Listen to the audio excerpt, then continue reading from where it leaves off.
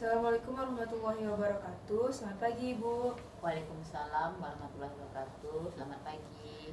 Baik, Ibu, perkenalkan nama saya Lutfiana Fajri. Saya mahasiswa keperawatan dari Universitas Andalas. Sebelumnya, pada kesempatan kali ini, izinkan saya menyampaikan penyuluhan kepada Ibu.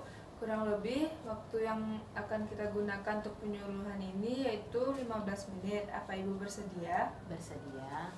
Baik, kalau begitu langsung saja kita kepada materi kita. Sebelumnya ini ada leaflet yang bisa Ibu baca saat penyuluhan nanti. Nah, judul penyuluhan kita pada kali ini yaitu mengenali penyakit paru obstruktif kronik. Sebelumnya, apakah Ibu tahu apa itu penyakit paru obstruktif kronik? Belum.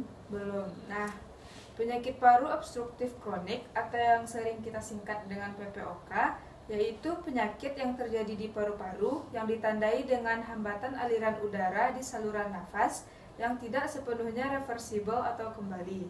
Hambatan aliran udara ini bersifat progresif dan berhubungan dengan respon inflamasi paru terhadap partikel atau gas yang beracun atau berbahaya. Nah, apa penyebab dari PPOK ini? Yaitu yang pertama ada usia. Semakin bertambah usia, maka faktor risiko terjadinya PPOK ini semakin tinggi. Dan selanjutnya yaitu ada jenis kelamin. Pria lebih berisiko mengalami penyakit ini dibandingkan wanita. Selanjutnya ada kebiasaan merokok.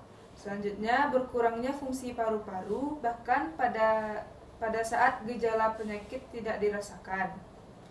Yang selanjutnya itu keterbukaan terhadap paparan berbagai polusi seperti asap rokok dan debu dan polusi udara. Selanjutnya infeksi sistem pernafasan akut seperti pneumonia dan bronkitis. Selanjutnya itu ada asma episodik atau orang dengan kondisi ini berisiko dapat penyakit paru obstruktif kronik.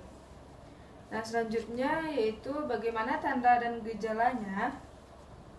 Nah, yang pertama batuk pada penderita PPOK ini ditandai dengan batuk kronik dengan atau tanpa dahak yang tidak kunjung sembuh.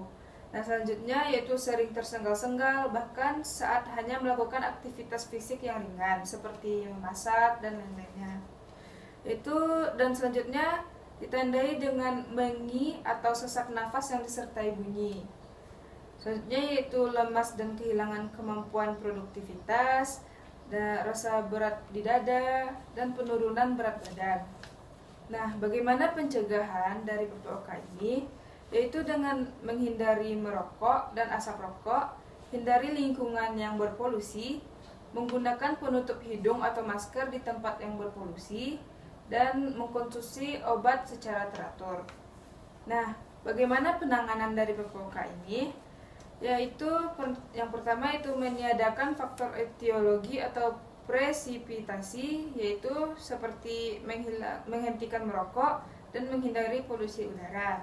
Nah, selanjutnya itu pengobatan pada penderita dilakukan dengan tindakan rehabilitas yang meliputi yang pertama yaitu fisioterapi, terutama bertujuan untuk membantu pengeluaran sikat atau dahak di saluran pernafasan kita di paru-paru. Selanjutnya yaitu latihan pernafasan, yaitu untuk melatih penderita agar bisa melakukan pernafasan yang paling efektif. Yaitu maksudnya agar saat bernafas tidak perlu mengeluarkan energi yang banyak. Gitu. Nah, yang ketiga yaitu latihan dengan beban olahraga tertentu. Tujuannya yaitu untuk memulihkan kesegaran jasmani penderita. Selanjutnya yaitu ada vocational guidance, yaitu usaha yang dilakukan terhadap penderita untuk dapat kembali mengerjakan pekerjaannya semula. Yang terakhir yaitu pengelolaan psikososial, terutama ditujukan untuk penyesuaian diri penderita dengan penyakit yang dideritanya. Nah, sekian materi kita pada kali ini. Apakah Ibu ada yang ingin ditanyakan? Tidak. Nah, tidak. Kalau begitu, bisakah Ibu menyebutkan kembali apa yang dimaksud dengan penyakit paru obstruktif kronik?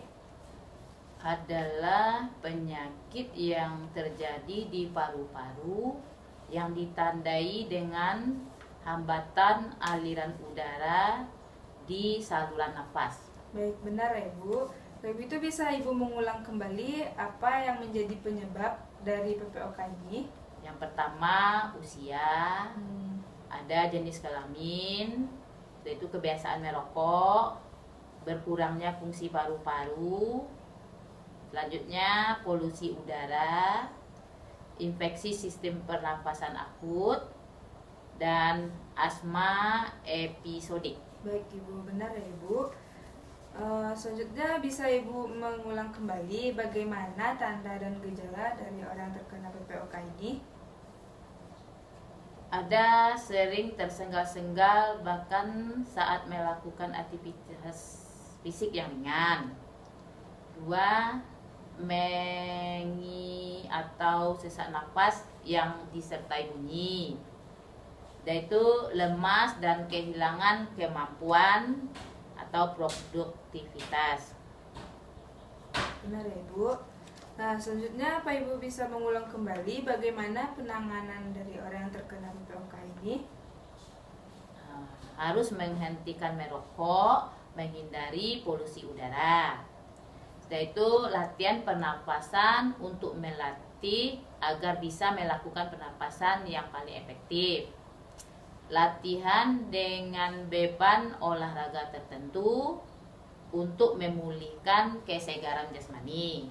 Baik Ibu, benar ya Ibu. Nah, sekian penyuluhan saya pada kesempatan kali ini. Terima kasih Bu atas waktunya. Saya akhiri dengan Assalamualaikum warahmatullahi wabarakatuh. Sama-sama. Waalaikumsalam warahmatullahi wabarakatuh.